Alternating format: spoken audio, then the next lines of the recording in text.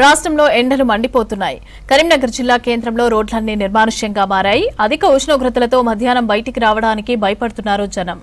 ఇక దీంతో కూరగాయల మార్కెట్లో గిరాకీ తగ్గిపోయింది. ఎండ తీవ్రతతో ఇబ్బంది పడుతున్నామని అంటున్నారు వ్యాపారులు. కరీంనగర్లో అధిక ఉష్ణోగ్రతలపై మరింత సమాచారం వెంకటేష్ అందిస్తారు. కరీంనగర్ ఉమ్మడి జిల్లాలో పగటి ఉష్ణోగ్రతలు నిప్పుల వాతావరణాన్ని తలపిస్తూ ఉన్నాయి.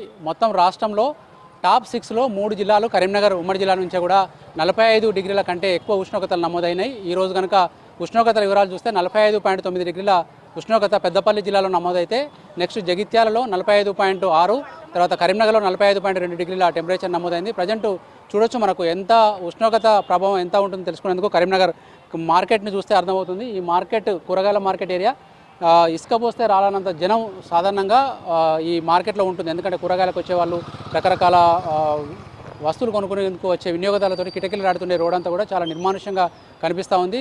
అడపాదడప వచ్చే ఒకరిద్దరు మాత్రం చాలా జాగ్రత్తలు తీసుకుంటూ వస్తున్నారు. ఇప్పుడు కూరగాయలు అమ్ముకునే వాళ్ళు కావచ్చు, తర్వాత మిగతా వాళ్ళంతా కూడా చెత్తిరి నీడలో వాళ్ళ కూరగాయలను కాపాడుకుంటూ పండ్లు అవి కాపాడుకుంటూ కూడా వ్యాపారాలు చేస్తూ ఉన్నారు. ఈ ప్రాంతంలో హమాలీలు కావచ్చు, తర్వాత రిక్షా పుల్లర్స్ కావచ్చు చాలామంది ఉంటారు. నిజానికి ఎండ తీవ్రత వాళ్ళు కూడా ఎక్కడా కనిపించట్లేదు.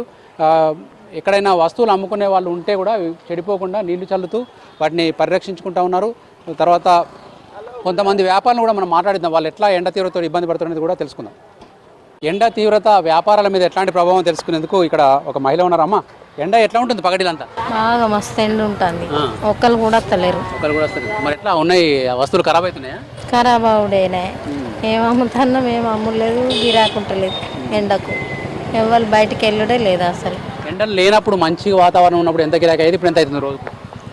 అప్పుడు 500-600 అవుతుంది, ఇప్పుడు 200-300 అవుతుంది గంతే. అది కూడా ఏ టైంకి వస్తారు ఎక్కువ బయటికి? సాయంత్రం 6 అయిందంటే వస్తారు. 6-6:30కు 8.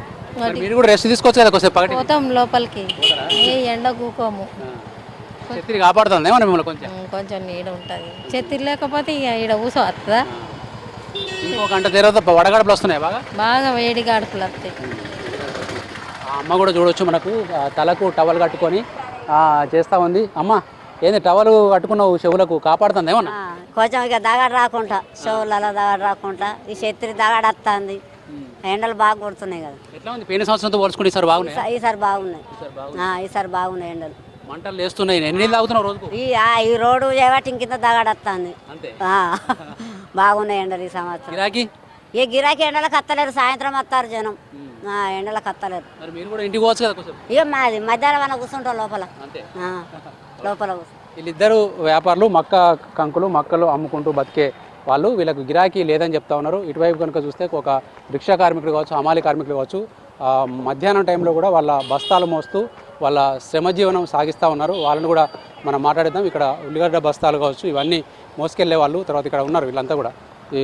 అన్న ఎండాకాలం కదా, ఎట్లా ఉంది మీ పని? ఇట్లా ఒకసారి ఈ ఉల్లిగడ్డ బస్తాలు మోస్తూ కూడా కష్టపడుతూ ఉన్నారు. నీడకైతే ఇట్లా మోస్తున్నారు, కానీ తర్వాత దీన్ని రిక్షాలలో కావచ్చు బయటికి తీసుకెళ్ళినప్పుడు తీవ్రమైన ఉష్ణోగ్రత ఉంటుంది. అన్న ఎండ ఎట్లా ఉంటుంది బయట అంతా? ఎండ బాగానే ఉంది రోజు. మీరు ఎండకి వెళ్ళినప్పుడు బయటకు వెళ్ళాం గీనే మాది నీడకి చేస్తారు కాబట్టి ఓకే. బయటకు వెళ్ళే వాళ్ళ పరిస్థితి ఎట్లా ఉంది? బయటకు వెళ్ళి ఘోరంగా ఉన్నది. ఒక్కొక్కరు నీళ్ళు దొరక కాళ్ళకు నీళ్ళు తాగుతాను చెప్తాను. అన్న ఎక్కడి నుంచి వచ్చారు? ఎండ ఎట్లుంది బయట? బాగుంది ఎండ. ఏ ఊరు నుంచి వస్తారు? మాదాపూర్. ఏం పని వచ్చిరే? కరీంనగర్ కిరాణానికి వచ్చింటివి. ఎట్లా మీ మాదేవపూర్ దిక్కు ఎట్లున్నాయి ఎండలు? కరీంనగర్ లెక్క ఉంది, అక్కడ ఎట్లుందా? అంతటి ఉన్నాయి బాగానే. బాయిలలో నీళ్ళు ఉన్నాయా? పొలాలకు నీళ్ళు ఉన్నాయా? బాయిలో తాగడానికి నీళ్ళు ఉన్నాయి. నీళ్ళు సౌలభ్యం ఉంది. ఎండనే బాగుంది. ఎండ బాగుంది.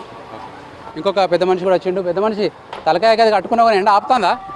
ఆపుతుందంటే కట్టలే రావాలి కదా, బాధ తప్పది కదా వచ్చడానికి. అంతే. ఏం పని వెళ్ళినావు ఇంత ఎండల? ఈ కాకరకాయలు పట్టుకొచ్చిన అమ్మడానికి వచ్చినావా మార్కెట్లో? ఏ ఊరే? సాకుంటా మరి. ఎండల తీవ్రత ఎట్లుంది మీ ఊర్లే?